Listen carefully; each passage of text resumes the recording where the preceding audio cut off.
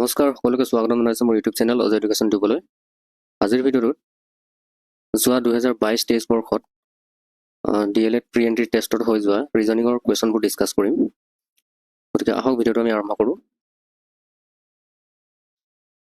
প্ৰথম প্ৰশ্নটো হৈছে, যদি আকাশক সাগৰ বুলি কোৱা হয়, সাগৰক পানী বুলি কোৱা হয়, পানীক বায়ু বুলি কোৱা হয়, বায়ুক ডাৱৰ আৰু ডাৱৰক নদী বুলি কোৱা হয়, তেন্তে পিয়াহ লাগিলে আমি কি পান কৰোঁ? If sky is called sea, sea is called water, water is called air, air is called cloud, and cloud is called river. Then what do we drink when thirsty? আমি পিয়াহ লাগিলে আমি কি পান কৰোঁ? আমি পিয়াহ লাগিলে পানী পি খাওঁ, হয় নাই? পিয়াহ লাগিলে যদি পানী পি খাওঁ তেতিয়াহ'লে পানীক কি বুলি কোৱা হয়?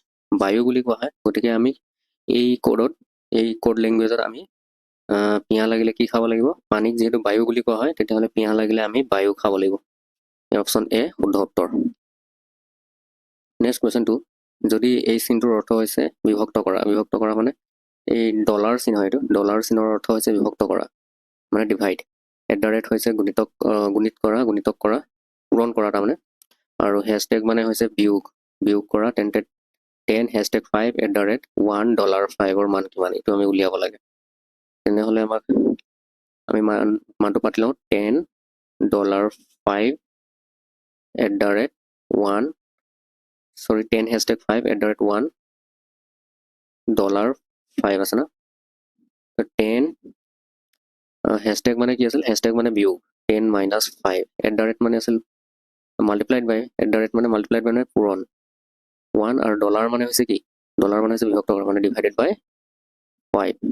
তেতিয়াহ'লে 10 - এইটো আমি পূৰণ কৰিলোঁ, 5 গুণ কিমান হ'ব? 5, আৰু ডিভাইডেড বাই 5। 10 - 5 5ক হৰণ কৰিলে 1 থাকে, 5 গুণ 5, আৰু 10ৰ পৰা 1 গ'লে 9। গতিকে ইয়াৰ শুদ্ধ উত্তৰ হৈছে option B 9। Next, ADG BED, CFI, এইটো এই চিৰিজটোৰ এই খালী ঠাইত কি হ'ব? এতিয়া আমি চিৰিজটো ভালদৰে চাই লওঁ কেনেকৈ দিছে। ADG, আৰু ইয়াত নাম্বাৰ এইবিলাক কৰি ল'ম। ADG মানে 1 নম্বৰ পজিশ্যনত A থাকে, D থাকে 4 নম্বৰ পজিশ্যনত, আৰু G কেই নম্বৰ পজিশ্যনত থাকে? G 7 নম্বৰ পজিশ্যনত থাকে। ঠিক একেদৰে BED, তাৰপিছত আছে CFI। এতিয়া B থাকে 2 নম্বৰ পজিশ্যনত, E থাকে 5 নম্বৰ পজিশ্যনত, আৰু D থাকিব 4 নম্বৰ পজিশ্যনত। ঠিক একেদৰে C থাকে 3 নম্বৰ, আৰু F থাকিব 6 নম্বৰ পজিশ্যনত, আৰু I থাকে 9 নম্বৰ পজিশ্যনত। গতিকে চবৰে পজিশ্যনবিলাক আমি এনেদৰে লিখি ল'লোঁ। এতিয়া সিহঁতৰ ডিফাৰেঞ্চবিলাক চাওক। 1 আৰু 4ৰ মাজত ডিফাৰেঞ্চ কিমান আছে? 3 আছে। 1 আৰু 4ৰ মাজত ডিফাৰেঞ্চ আছে 3। ঠিক একেদৰে 4 আৰু 7ৰ মাজত ডিফাৰেঞ্চ আছে কিমান? 3। এগেইন 3 আৰু 3ৰ মাজত ডিফাৰেঞ্চ আছে 0। লাষ্টত আমাৰ ডিফাৰেঞ্চ কিমান ওলাইছে? 0। ঠিক একেদৰে 2 আৰু 5ৰ মাজত ডিফাৰেঞ্চ আছে 3। 5 আৰু 4ৰ মাজত ডিফাৰেঞ্চ আছে 1। 3 আৰু 1ৰ মাজত ডিফাৰেঞ্চ কিমান ওলালে তেনেহ'লে?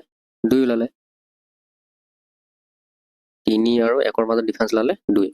ঠিক একেদৰে 3 আৰু 6ৰ মাজত ডিফাৰেঞ্চ আছে 3। 6 আৰু 9ৰ মাজত ডিফাৰেঞ্চ আছে 3। 3 আৰু 3ৰ মাজত ডিফাৰেঞ্চ আছে 0। গতিকে লাষ্টত ডিফাৰেঞ্চবিলাক চাওক। ইয়াত 0 ওলাইছে, ইয়াত 2 ওলাইছে, আৰু ইয়াত 0। 0, 2, 0, তাৰমানে এগেইন ইয়াত ডিফাৰেঞ্চ কি ওলাব লাগিব? ইয়াত কিমান ওলাব লাগিব? ডিফাৰেঞ্চ 2 ওলাব লাগিব। গতিকে এই চিৰিজটোত এইখিনিত এই খালী ঠাইত ডিফাৰেঞ্চ 2 থকা ইয়াত কি আছে আমি চাই লওঁ। D মানে হৈছে কিমান? D মানে হৈছে 4, F মানে হৈছে 6, আৰু H মানে হৈছে 8।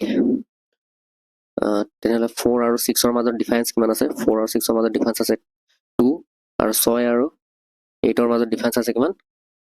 2। 2 আৰু 2ৰ মাজত ডিফাৰেঞ্চ আছে কিমান? 0। ঠিক একেদৰে DHত চাওঁ আমি। DH ইত কি আছে? Dত আছে ডিফাৰেঞ্চ, D মানে হৈছে 1, H মানে হৈছে 8, আৰু E মানে হৈছে কিমান? E মানে হৈছে 5। তেনেহ'লে 1 আৰু 8ৰ মাজত ডিফাৰেঞ্চ কিমান হ'ব? 7। আৰু 5 আৰু 8 আৰু 5ৰ মাজত ডিফাৰেঞ্চ কিমান? 3। 8 আৰু 5ৰ মাজত ডিফাৰেঞ্চ আছে কিমান? 3। 7 আৰু 3ৰ মাজত ডিফাৰেঞ্চ আকৌ 4। গতিকে ডিফাৰেঞ্চ ওলালে 4। E আৰু Dৰ মাজত ডিফাৰেঞ্চ আছে কিমান? E হৈছে 5, আৰু D হৈছে কিমান? D হৈছে 4, আৰু H হৈছে 8। 5 আৰু 4ৰ মাজত ডিফাৰেঞ্চ আছে কিমান? 1। 8 আৰু 4ৰ মাজত ডিফাৰেঞ্চ আছে 4 1 আৰু 4 মাজত হৈছে ডিফাৰেন্স 3 ঠিক আছে ডি মানে কিমান ডি মানে হৈছে 4 ই মানে হৈছে 5 আৰু এইচ মানে হৈছে 8 4 আৰু 5 ৰ মাজত ডিফাৰেন্স কিমান 4 আৰু 5 ৰ মাজত ডিফাৰেন্স হৈছে 1 5 আৰু 8 ৰ মাজত ডিফাৰেন্স হৈছে 3 গতিকে 1 আৰু 3 ৰ মাজত লাষ্টত ডিফাৰেন্স ওলাইছে 2 গতিকে লাষ্টত চক 2 ওলাইছে ডিফাৰেন্স গতিকে ইয়াত 2 থকাটোৱে হ'ব গতিকে ইয়াৰ শুদ্ধ উত্তৰটো হ'ব option D D E H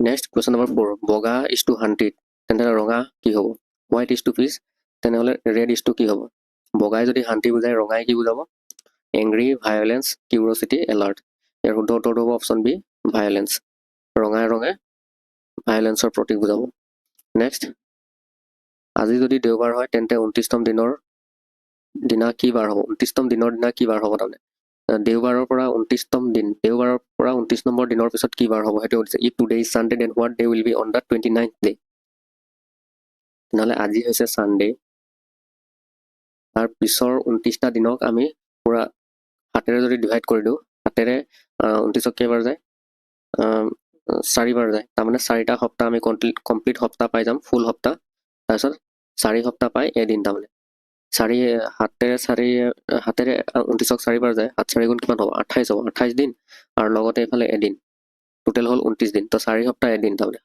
তেনেহ'লে ছানডেৰ 4 সপ্তাহৰ পিছত ছানডে হ'ব তাৰপিছত আৰু এটা দিন বাঢ়ি আছে নহয় গতিকে ছানডেত আৰু এটা দিন লাগি গ'লে মানডে হ'ব ইয়াৰ শুদ্ধ উত্তৰটো হ'ব অপচন বি মানডে নেক্সট যদি আৰ্থক Q P M Z S হিচাপে লিখা হয় তেন্তে হাৰ্টক কি লিখা হ'ব ইয়াত E A R T H ইয়াক কি লিখা হয় ইক লিখা হয় কিউ এক লিখা হয় পি তাৰপিছত আৰক লিখা হয় এম টিক লিখা হয় কি লিখা হয় ইক লিখা হয় জেড আৰু এইচক লিখা হয় এছ হিচাপে তেতিয়াহ'লে হাৰ্টক কি লিখা হ'ব H E A R T তেনেহ'লে ইয়াৰ পৰা চাওক আপোনালোকে এইচক লিখে এছ ইক কি লিখে ইক লিখে কিউ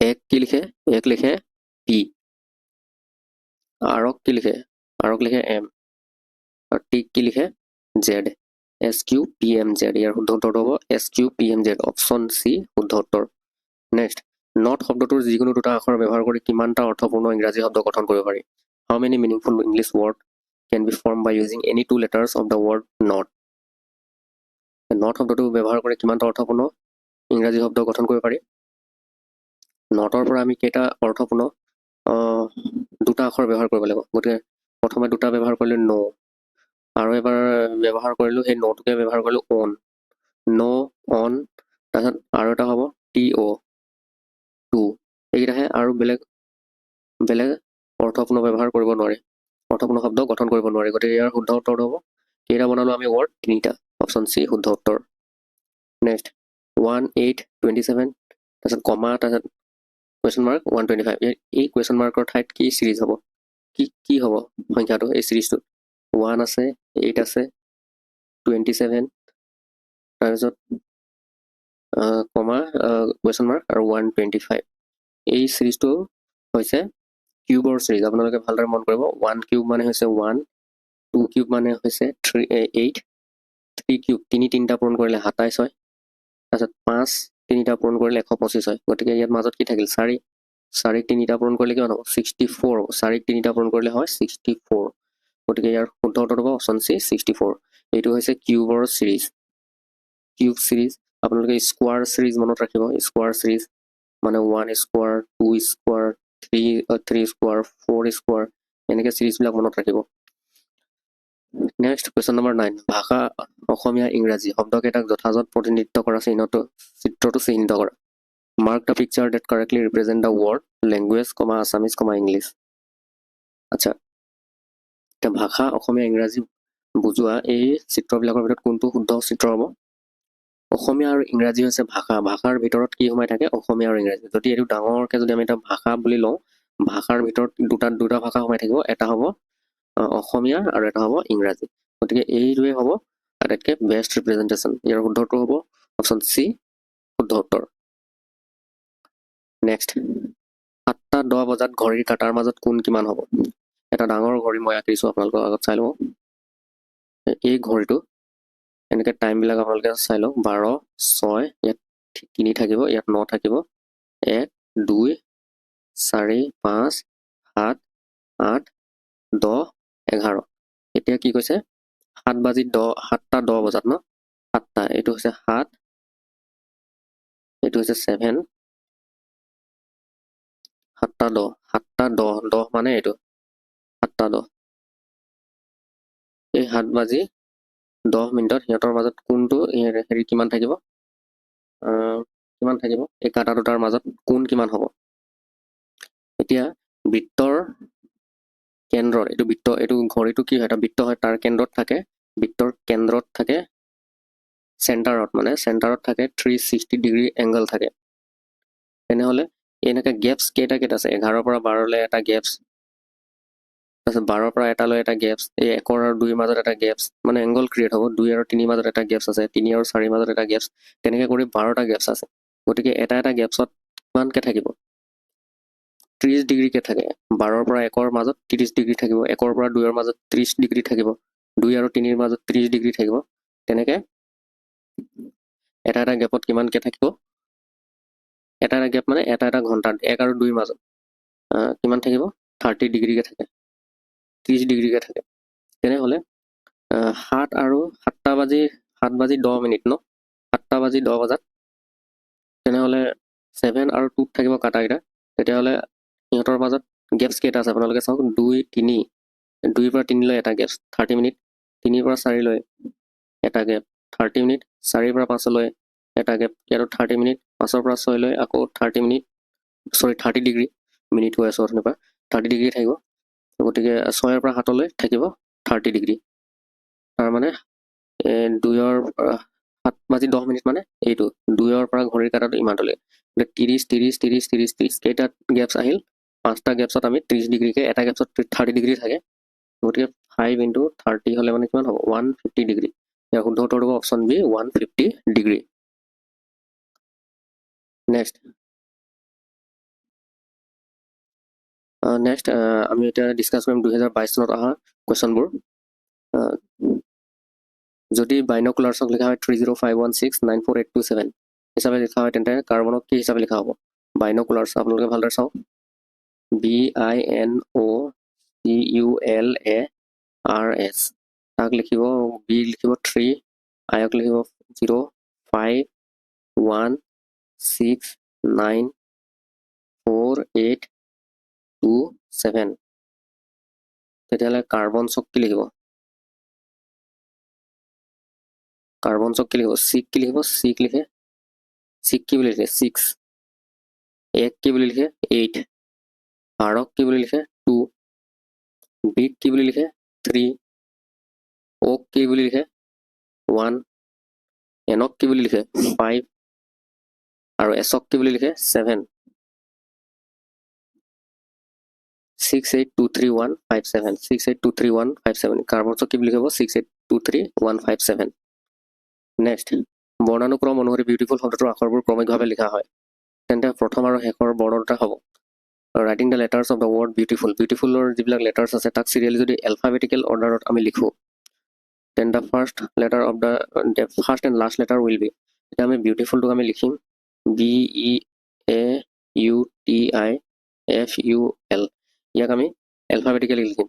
প্ৰথমটো আছে এ লিখিম আগত, তাৰপিছত এ পিছত বি লিখিম এলফাবেটিকেলি, বি পিছত কি আহিব, বি পিছত ই আহিব, ই পিছত কি আহিব এফ, তাৰপিছত জি এইচ নাই, আই আছে, আই হৈ গ'ল, এফ হৈ গ'ল, ই হৈ গ'ল, বি হৈ গ'ল, আই পিছত কি আহিব জে কে এল আহিব, আই পিছত এল আহিব, এল MNOPQRS, টি আহিব, টি, তাৰপিছত টি পিছত আহিব ইউ, বিউটিফুল। আকৌ আৰু দুটা ইউ আছেতো বিউটিফুল, গতিকে লাষ্টত এ আছে, প্ৰথমত এ আৰু লাষ্টত আছে ইউ, গতিকে ইয়াৰ শুদ্ধ উত্তৰ হ'ব option B, A comma you. যদি কি হৈছে দক্ষিণ পূব যদি উত্তৰ হয়, উত্তৰ পূব যদি পশ্চিম হয়, তেন্তে পশ্চিম কি হ'ব, আমি if south east become north east become east, so on what will west become, west কি হ'ব তাৰমানে। এতিয়া আমি এইটো দিশটো আঁকি ল'লোঁ, এইফালে কি থাকে, এইফালে থাকে ইষ্ট, এইফালে থাকে ৱেষ্ট, এইফালে থাকে নৰ্থ, আৰু এইফালে থাকিব চাউথ। এতিয়া কি বুলি কৈছে, যদি south east became north, south east মানে এইটো, চাউথ ইষ্ট কোনটোক বুলি কয়, এই দিশটোক চাউথ ইষ্ট বুলি কয়, চাউথ ইষ্ট কি হৈ যায়, নৰ্থ হৈ যায়,